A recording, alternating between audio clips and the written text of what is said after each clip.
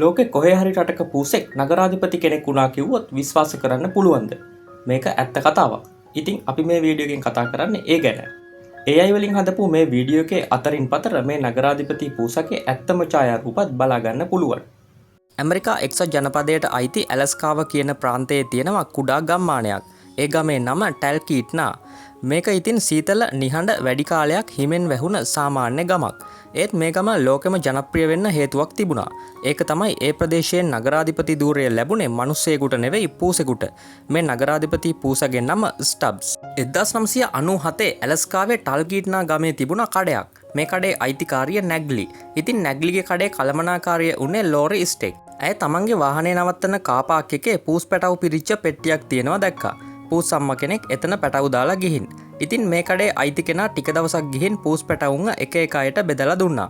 Lorry ස්ටෙක්ටත් එක පැටියෙක් ගන්න ආසාවක් ආවා. එයා තෝරගත්තා වලිගේ කොට පූස් පැටියෙක්ව. වලිගේ කොට නිසා ස්ටබ්ස් කියලා නම දැම්මා. ස්ටබ්ස් ඉපදිලා තියෙන්නේ 1997 අප්‍රේල් 12 වෙනිදා. ඉතින් ඒ අවුරුද්දම ජූලි 18 වෙනිදා ඇලස්කාවේ ටල්කීට්නා නගරාධිපති වෙන්න මේ ස්ටබ්ස්ට හැකියාව ලැබෙනවා. මේක ඉතින් ඇත්තටම නගරාධිපති තනතුර දීපු අවස්ථාවක් නෙවෙයි. මේකට හේතු කීපයක් තිබිලා තියෙනවා. ඒ පැත්තේ හිටපු දේශපාලකයන්ට මිනිස්සු අකමැති නිසා ඡන්දදායකයන් කතා වෙලා මේ පූසව තමන්ගේ නගරාධිපති විදිහට නාමිකව පත් කරගත්තා කියලා තමයි කියන්නේ. කොහොම වුණත් ටල්කීට්නා කියන්නේ පුංචි ගමක් නිසා මේ ගමට ඇත්තටම නගරාධිපතිවරයෙක්වත් මැතිවරණයක්වත් නැහැ. ඒත් මිනිස්සු මේ පූසව නගරාධිපති කරගෙන ඉවරයි. ස්ටබ්ස් නගරාධිපතිතුමා නිල කාර්යාලය විදිහට භාවිත කළේ තමන් ඉපදුන නැග්ලිගේ වෙළඳ සලේම උඩුමහල. ඉතින් නගරාධිපති කියන්නේ ලේසි තනතුරක් නෙවෙයි. දවසකට 40ක් විතර මිනිස්සු නගරාධිපති හම්බෙන්න මේ කඩේට ආවා. කඩේ අයිතිකාරියට ඉතින් හොඳ බිස්නස්. ඒ වගේම එක එක වැඩ කරගන්න ලිපි ලේඛන සුබපැතුම් කාඩ්පත් වලින් ස්ටබ්ස්ගේ මේසය පිරීලා ගියා. ඇලස්කාවේ වෙනත් ගම්වලට යන සංචාරකයෝ ස්ටබ්ස් බලන්නම මේ කඩේට සමාවෙන්න මේ නගරාධිපති කාර්යාලයට ආවා. හැම දහවලකම ස්ටබ්ස් නගරාධිපතිතුමා වතුර බොන්න ගියේ ළඟ තිබුණ අවන්හලකට. වතුර බිව්වෙත් වයින් හරි මාගටීටා හරි වීදුරුවකින්. 2014 ඇලස්කා සෙනෙට් ඡන්දය වෙලාවේ ඒ ප්‍රදේශයේ මිනිස්සු මේ දේශපාලන අපේක්ෂකයන්ට කොච්චර විරුද්ධ වුණාද කිව්වොත් අපි ඡන්ද දෙන්නේ ස්ටබ්ස්ට කියලා ඇලස්කාවේ ලොකු කැම්පේන් එකකුත් ගියා. අපි ඡන්ද පත්‍රිකාවේ ස්ටබ්ස් කියලා නම ලියලා එයාව පත් කරගනිමු කියලා තමයි මිනිස්සු කිව්වේ.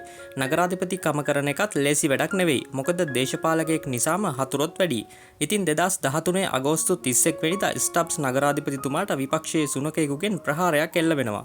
අස්ති බිඳිලා පෙනහළු වලටත් අනතුරක් වෙන තරමටම ඒක ප්‍රබලයි. නගරාධිපතිතුමාට ප්‍රතිකාර කරන්න අරමුදලකුත් පිහිටුවන්න සිද්ධ වුණා. දවස් 9කට පස්සේ තමයි ස්ටබ්ස් නගරාධිපතිතුමා ආයෙත් රාජකාරියට ආවේ. ඒ වගේම එක අවස්ථාවක තරුණයෙකුගේ වෙඩි ප්‍රහාරයකුත් ස්ටබ්ස්ට එල්ල වුණා. ඒ වගේම අවන්හලක ගැඹුරු තෙල් බඳුනකටත් වැටුණා. කෑම හොයන්න කුණු ලොරියක නැගලා ඉඳලා බිමට පනින්න බලද්දි ඒ ලොරිය ගමෙන් එළියට ගිහින් දේශපාලකයන්ට ඉතින් හතුරොත් වැඩිනේ. කොහොම හරි අනතුරු වගේම වයස වැඩි වෙද්දි 2015 විතර කාලේ ඉඳන් ස්ටබ්ස් බලන්න ආපු මිනිස්සු ටික ටික අඩු වෙන්න ගත්තා. බලය අඩු වෙද්දි වටේ ඉන්න අය ඈත් වෙන එක සාමාන්‍ය දෙයක්. 2017 ජූලි 21 වෙනිදා අවුරුදු 20ක් ආයුෂ විඳලා ස්ටබ්ස් නගරාධිපතිතුමා දිවංගත වුණා. ස්ටබ්ස් මැරුණාට පස්සේ කඩහිමිකාරිය කියලා තිබුණා කඩේ හිටපු ඩෙනාලි කියලා තවත් පූසෙකුට නගරාධිපති ධූරය දෙමු කියලා. බිස්නස් වැඩි කරගන්න වෙන්න ඇති ඒත් ඒක හරි ගියේ නෑ.